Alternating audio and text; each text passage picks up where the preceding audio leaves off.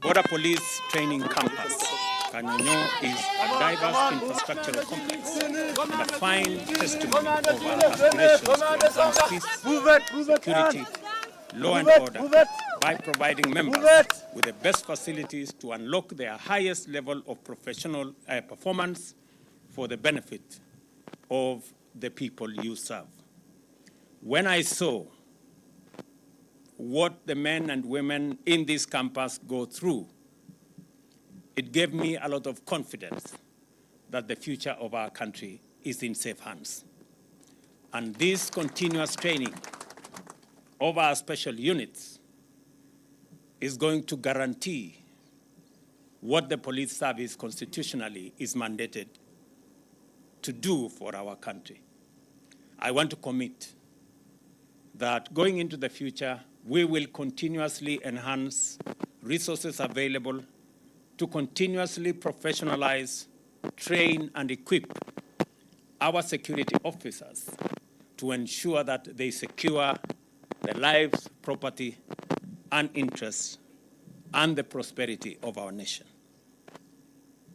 Let me also say that I have already asked the Minister for Interior to work with the IG of the police on a modernization program that is going to see the government of Kenya spend an extra 20 billion shillings to improve both land and air facilities and equipment for our police service to be able to deliver on their mandate. It is necessary for our friends to know that the servers were open when we all went to the polling station, the IEBC, and our agents. The servers were open when we all were identified biometrically, and each and every one of us was given a vote to cast. The servers were open. It is also true that when the counting was done and the results were posted on the portal, the servers were open.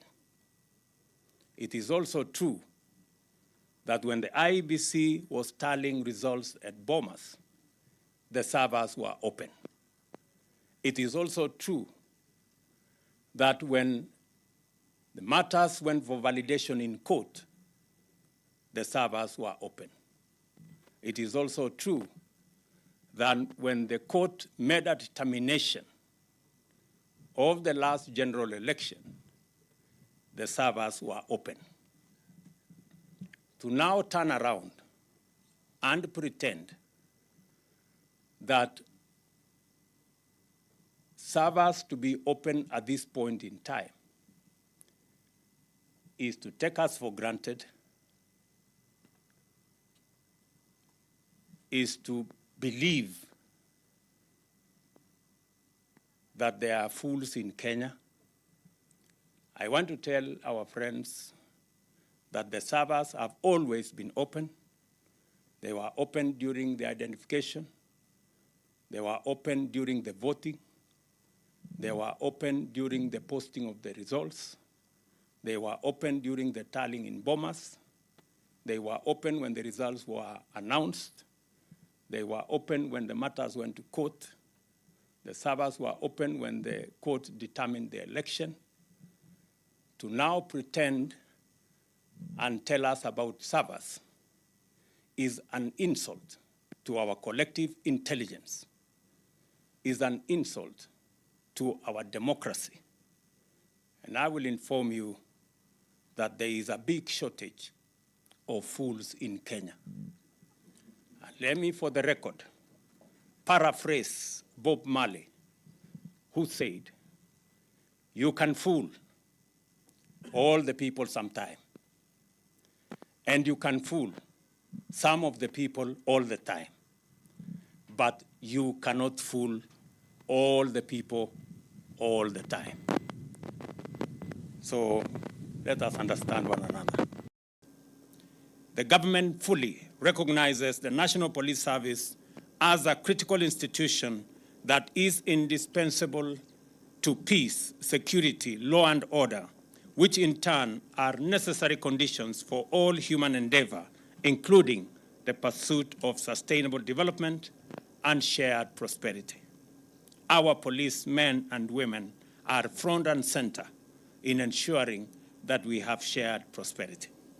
For this reason, the government recognizes that for the police service to live up to its constitutional mandate, it must be adequately facilitated through sufficient resources and other forms of support. This support entails recognizing that the National Police Service is made up of individual professionals with basic human rights who are entitled to motivation, guidance, training, and education, as well as health and psychological support in order to attain the highest standards of professionalism and discipline expected of them. In fact, the National Police Service is obligated under the Constitution to train officers to the highest possible standards of competence and integrity and to respect human rights and fundamental freedoms and dignity. It is also mandated to foster and promote relationships with the broader society. It is clear, therefore, that our high expectations of members of the police service must be accompanied by adequate facilitation to enable them perform to those high standards that we expect of them.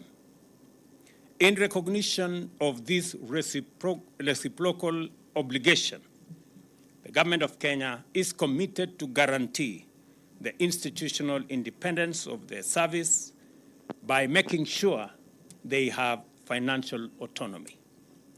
That is why I ensured that the Inspector General of Police is designated as the accounting officer to ensure that resources meant for our police service are spent in the manner in which our police service want resources spent.